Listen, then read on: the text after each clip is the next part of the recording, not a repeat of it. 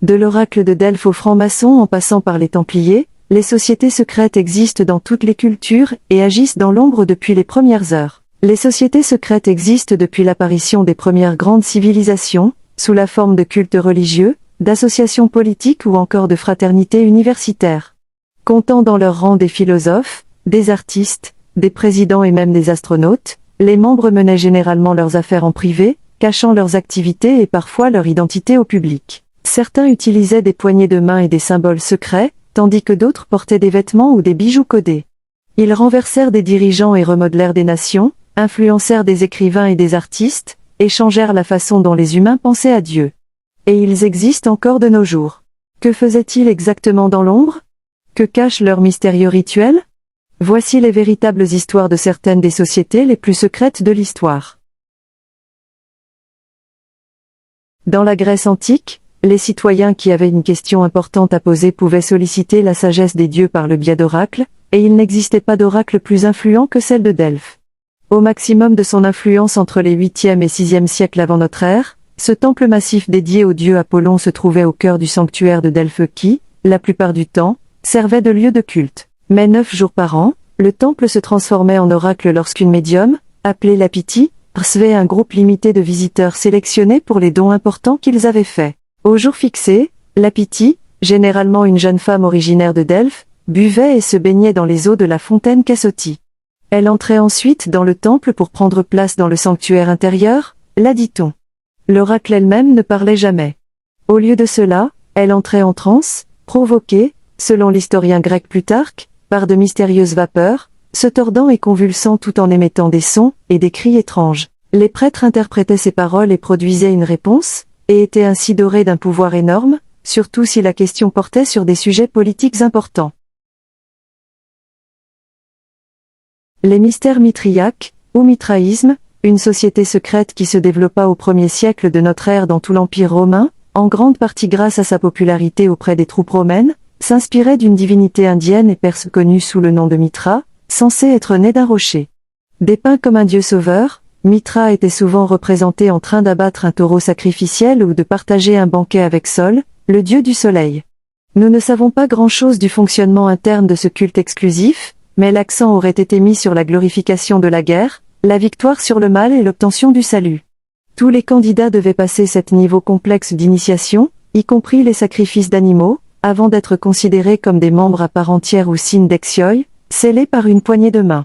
Jusqu'à 30 fidèles se réunissaient dans un espace caverneux appelé Mitréum. Les archéologues découvrirent plus de 45 Mitréums sur au moins 680 dans la seule ville de Rome, pour partager un repas de pain et de vin, et mener des cérémonies secrètes devant une effigie du dieu tuant un taureau. À son apogée, le culte représenta un défi majeur pour une autre religion en plein essor, le christianisme. Les premiers chrétiens les persécutèrent, et la société fut éliminée avant la fin du IVe siècle. Des 7 grandes croisades lancées pour libérer la Terre sainte de la domination musulmane, seule la première obtint des résultats tangibles, la prise de Jérusalem en 1099 et le massacre de la plupart des habitants juifs et musulmans qui tentaient de défendre la ville. Le mouvement des croisades inspira la fondation de plusieurs ordres militaro-religieux dont le rôle était de tenir et de défendre la Terre sainte.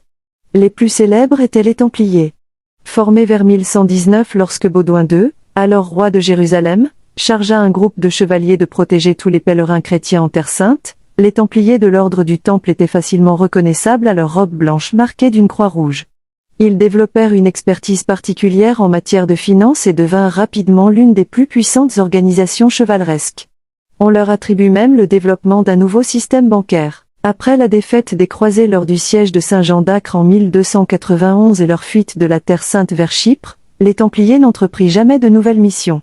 Le roi Philippe IV, qui était très endetté envers l'ordre, exploita son désarroi et sa réputation de secret en arrêtant la plupart des dirigeants templiers en France. Plusieurs furent brûlés sur le bûcher sur la base d'accusations forgées de toutes pièces, ce qui ne fit qu'accroître la mystique de l'ordre. L'ordre du Temple fut officiellement dissous en 1307, mais sa légende perdure. Aujourd'hui, de nombreuses sociétés secrètes en France, en Allemagne et en Italie prétendent descendre des Templiers, notamment l'Association française des Chevaliers du Christ, qui bénéficie du soutien du Vatican.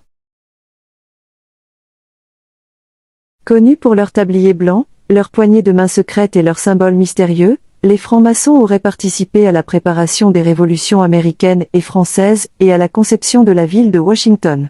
Avec des branches dans le monde entier, ils comptent parmi leurs membres Voltaire, George Washington, Wolfgang Amadeus Mozart, Harry Houdini, Franklin D. Roosevelt, Winston Churchill, Gerald Ford et Buzz Aldrin.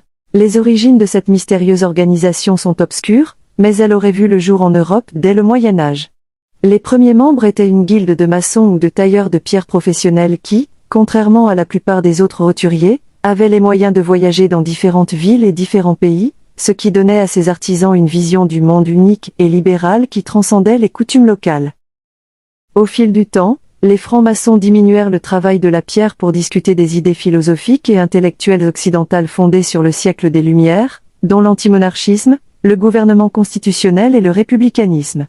En tant que société non religieuse et apolitique, la franc-maçonnerie définit un nouvel ensemble de valeurs morales et spirituelles, inculquées par une série de cérémonies et de rituels, grâce auxquels les membres gravissaient progressivement les échelons. En utilisant la maçonnerie comme métaphore, ils passaient d'apprenti à compagnon, puis à maître. Les francs-maçons restent aujourd'hui une organisation florissante, avec de nombreuses unités de membres à travers le monde qui se consacrent à la charité et à des bonnes œuvres. Au cours du tumultueux XVIIIe siècle en Chine, les Tiandui, la Société du ciel et de la terre, se forma comme un culte spirituel dirigé par des leaders charismatiques dans la province de Fujian. Contraints à la clandestinité par la dynastie Qing, ils devinrent un mouvement de résistance féroce contre les dirigeants mandchous des Qing. Ils avaient recours au vol à main armée pour maintenir leur stabilité financière. Les Tiandui inspirèrent d'autres sociétés, notamment une organisation similaire à la franc-maçonnerie connue sous le nom de Hongmen. Parmi les membres, on peut trouver Sun Yat-sen, fondateur de la première république chinoise, et le général Chiang Kai-shek, fondateur de Taïwan. Certains restèrent fidèles aux idéaux de patriotisme, de loyauté et de justice des Tiandui, mais d'autres dérivèrent vers la criminalité, inspirés par le penchant des Tiandui pour les braquages de type Robin des Bois. Le plus célèbre est un groupe connu sous le nom de la Triade, qui est aujourd'hui l'un des plus grands groupes criminels asiatiques au monde. Il existe beaucoup d'autres sociétés secrètes dans le monde. Si vous voulez savoir beaucoup plus à propos d'elles, faites-nous savoir en commentaire et vous aurez plus de vidéos à propos de ce sujet. On est arrivé à la fin de la vidéo, on espère que la vidéo vous a plu. N'hésitez pas surtout de laisser un j'aime, et de vous abonner à la chaîne pour ne pas rater nos prochaines vidéos. Au revoir et à bientôt.